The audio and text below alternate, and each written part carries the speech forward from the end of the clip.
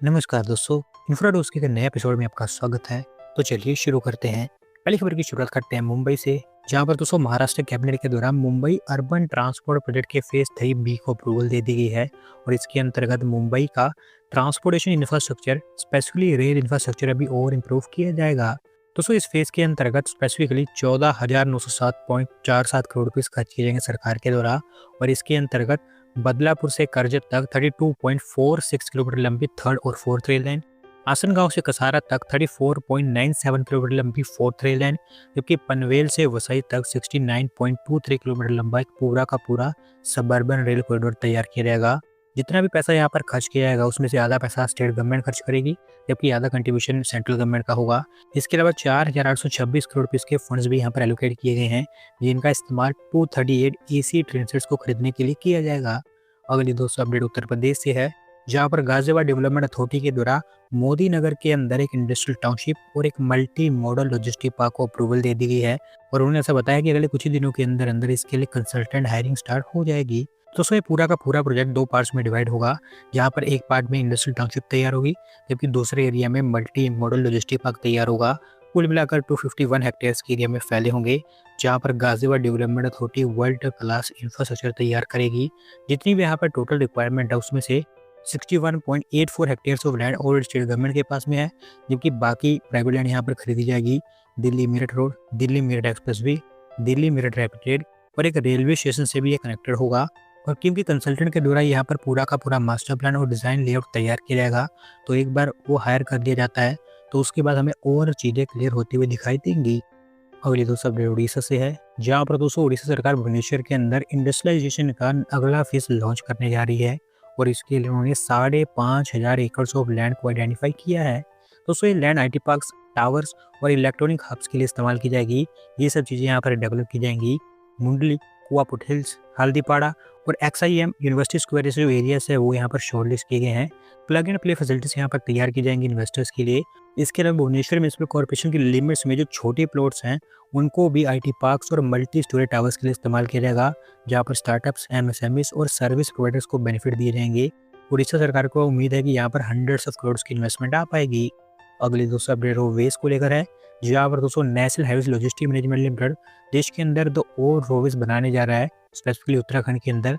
और इसको लेकर उन्होंने उत्तराखंड सरकार के साथ में एग्रीमेंट साइन कर लिया है। दोस्तों बेसिकली इनमें से एक रोपवे तो केदारनाथ धाम में बनकर तैयार होगा, जिसकी लेंथ अराउंड 12.9 किलोमीटर की होगी और 4,100 करोड़ रुपये इसके ऊपर खर्च किए जाएंगे। दूसरा रोपवे हेमकुंड साहब में बनेगा और ये 12.4 किलोमीटर लंबा होगा और 2,700 करोड़ रुपये इसके ऊपर भी खर्च किए जाएंगे। दोनों के दोनों ऐसे प्रोजेक्ट्स हैं जिनके ऊपर प्लानिंग पिछले 1.5-2 सालों से की जा रही है और दोनों के दोनों पर्वतमाला स्कीम का भी हिस्सा है। MOU के according 51% stake national highways logistic management limited के पास होगा, जबकि बाकी स्टेट उत्तराखंड सरकार के पास होगा। अगर सब कुछ प्लान के अकॉर्डिंग जाता है तो अगले 5-6 सालों के अंदर अंदर दोनों की दोनों रोडवेज तैयार हो जाएंगे। अगली दोस्तों अपडेट हमारे सेमीकंडक्टर सेक्टर से है, जहाँ पर दोस्तों Japanese semiconductor company Tokyo electron देश के अंदर 2 नए सेमीकंडक्टर को लेकर ऑफिस और ट्रेनिंग सेंटर्स को सेटअप करने जा रही है। और इनमें से गुजरात के अंदर तैयार होगा, जबकि दूसरा असम के अंदर। तो दोस्तों अगर आपको मैं थोड़ा सा और डिटेल में बताऊँ तो जो गुजरात में सेंटर बनेगा वो धुलेरा में बनेगा, टाटा के फैब्रिकेशन प्लांट के पास। ट्रेनिंग सेंटर्स और क्रिटिकल पार्ट्स को लेकर एक वेयर हाउस भी यहाँ पर तैयार किया जाएगा। 200 से 300 इंजीनियर्स को ये होस्ट करेगा। जबकि दूसरा असम वाला ऑफिस एक छोटा ऑफिस होगा अगर आप उसे धुलेरा ऑफिस से कंपेयर करते हैं। और इसको भी असम के अंदर टाटा की ATMP फैसिलिटी के पास बनाया जाएगा। ATMP फैसिलिटी की जो भी रिक्वायरमेंट्स होगी उसी के अकॉर्डिंग इस ऑफिस को तैयार किया जाएगा। आर्टिफिशियल इंटेलिजेंस, रोबोटिक्स और सॉफ्टवेयर रिलेटेड काम भी यहाँ पर इस कंपनी के द्वारा किए जाएंगे। अगली दोस्तों अपडेट हैदराबाद से है, जहाँ पर दोस्तों ग्रेटर हैदराबाद म्युनिसिपल कॉर्पोरेशन के द्वारा एक नया multi level flyover plan unveil किया गया है HCT इनिशिएटिव के अंतर्गत। और इस बार उनका टारगेट है कि मेहदीपट्टनम, PVNR और गच्चीबौली कॉरिडोर को डीकंजेस्ट किया जाए। दोस्तों HCT इनिशिएटिव के अंतर्गत ग्रेटर हैदराबाद म्युनिसिपल कॉर्पोरेशन अलग अलग प्लान्स यहाँ पर लॉन्च करती रहती है, जहाँ पर अलग अलग जगह पर फ्लाईओवर्स, अंडरपासेस और ग्रेड सेपरेटर्स बनाए जाते हैं। इस बार भी यहाँ पर एक मल्टी लेवल फ्लाईओवर और एक ग्रेड सेपरेटर बनाया जाएगा। कुल मिलाकर 398 करोड़ रुपये यहाँ पर खर्च किए जाएंगे, जिसमें से 220 करोड़ रुपये कंस्ट्रक्शन के लिए होंगे। बाकी पैसा लैंड एक्विजिशन और यूटिलिटी शिफ्टिंग के ऊपर खर्च किया जाएगा और अगले 2-2.5 सालों के अंदर अंदर ही तैयार हो जाएगा। अगली दोस्तों अपडेट आंध्र प्रदेश से है, जहाँ पर दोस्तों कोपार्थी इंडस्ट्रियल हब के अंदर अभी 2 और मैन्युफैक्चरिंग यूनिट्स बनकर तैयार हो गई हैं। दोनों की दोनों आंध्र प्रदेश के IT मिनिस्टर के द्वारा इनॉग्रेट की गई हैं। दोस्तों इनमें से एक फैक्ट्री तो टेक्नोडेम इंडिया के द्वारा सेटअप की गई है, जो कि दुबई बेस्ड कंपनी टेक्नोडेम ग्रुप की सब्सिडरी है। 121 करोड़ रुपए की यहाँ पर इन्वेस्टमेंट हुई है और हर साल 10 लाख एलईडी टीवीज और 10 लाख मॉनिटर्स यहाँ पर प्रोड्यूस हो पाएंगे। 300 के आसपास जॉब्स यहाँ पर जनरेट हुई हैं।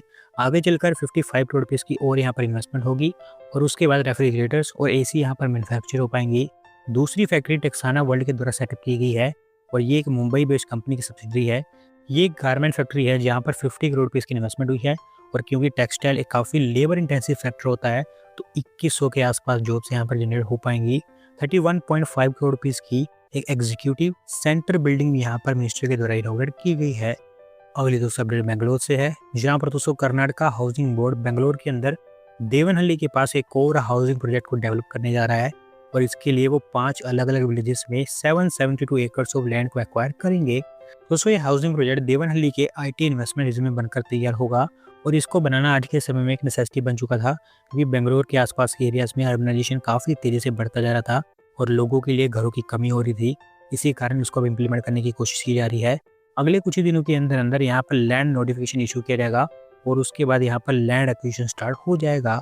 अगली दो update Mumbai Ahmedabad high speed corridor को लेकर है, जिसके अंतर्गत अभी एक और स्टील ब्रिज कंप्लीट कर दिया गया है गुजरात के अंदर और इसको NH48 के ऊपर बनाया गया है। दोस्तों Mumbai Ahmedabad high speed corridor के अंतर्गत टोटल 17 स्टील ब्रिजेस बनाए जाएंगे गुजरात के अंदर और उसमें से अभी ऑलमोस्ट 8 क्लियर हो चुके हैं।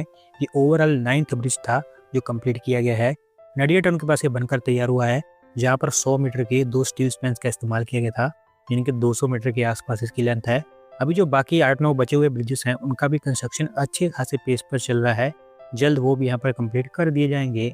अगली दोस्तों अपडेट उत्तर प्रदेश से है, जहाँ पर दोस्तों Yamuna expressway industrial development authority fintech hub का नाम बदलकर अभी इंटरनेशनल फाइनेंस सेंटर करने वाली है और अभी जो कंसल्टेंट इसके लिए डीपीआर प्रिपेयर कर रहा है उनको ये कहा गया है कि वो इसके लिए गिफ्ट सिटी मॉडल को भी स्टडी करें। दोस्तों वैसे मैं आपको बता दूं कि फिनटेक हब को बनाने की प्लानिंग येडा काफ़ी लंबे समय से कर रहा है। सेक्टर 11 में बनने वाली है 250 एकड़ के एरिया में, जबकि इसका पहला फेज 100 एकड़ के एरिया में होगा और क्योंकि गिफ्ट सिटी से यहाँ पर इंस्पिरेशन ली जाएगी तो इसीलिए अब इसका नाम फिनटेक हब से बदलकर इंटरनेशनल फाइनेंस सेंटर रखा जाएगा। और अगर आपको पता होगा तो गिफ्ट सिटी भी एक इंटरनेशनल फाइनेंस सेंटर ही है, तो उसी के लाइंस पर ये फिनटेक हब बनकर तैयार होगी। Digital lending, payments, blockchain, insurance technology और डिजिटल वेल्थ मैनेजमेंट जैसी सभी एक्टिविटीज एक रूफ के अंदर यहाँ पर लाई जाएंगी। Yamuna expressway industrial development authority का टारगेट है कि world bank, international monetary fund, national stock exchange, इस तरह के जो बड़े बड़े फिनटेक इंस्टीट्यूट्स है वो यहाँ पर आकर उनके बेसिस को सेटअप करें और इन्वेस्टमेंट करें। देखते हैं कितना सक्सेसफुल वो हो पाते हैं।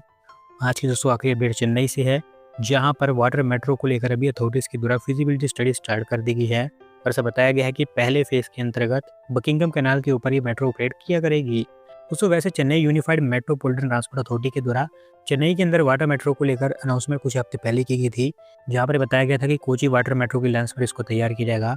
वैसे भी हमारे देश में जहाँ पर भी वाटर मेट्रो की बात होती है वो कोची वाटर मेट्रो की लेंस पर ही तैयार होगी, क्योंकि वो काफ़ी सक्सेसफुल मॉडल रहा है। पहले फेज में 53 किलोमीटर का कॉरिडोर यहाँ पर टारगेट किया जा रहा है, नीपेर ब्रिज से कोवलम तक। Chennai unified metropolitan transport authority, water resources department और तमिलनाडु मैरीटाइम बोर्ड, ये तीनों एजेंसीज मिलकर यहाँ पर काम कर रही हैं, जहाँ पर सबसे पहले बकिंगम कैनाल को रिस्टोर किया जाएगा डिसिलिटी वगैरह का काम करके, और वो काम यहाँ पर वाटर रिसोर्स डिपार्टमेंट हैंडल कर रहा है। इनिशियल एस्टिमेशन के अकॉर्डिंग अगर ये वाटर मेट्रो यहाँ पर बनती है तो 10 के आसपास कॉरिडोर्स पर ऑपरेट होगी और 3 से 5 हज़ार करोड़ रुपीज़ का यहाँ पर खर्च आएगा इसको बनाने के लिए।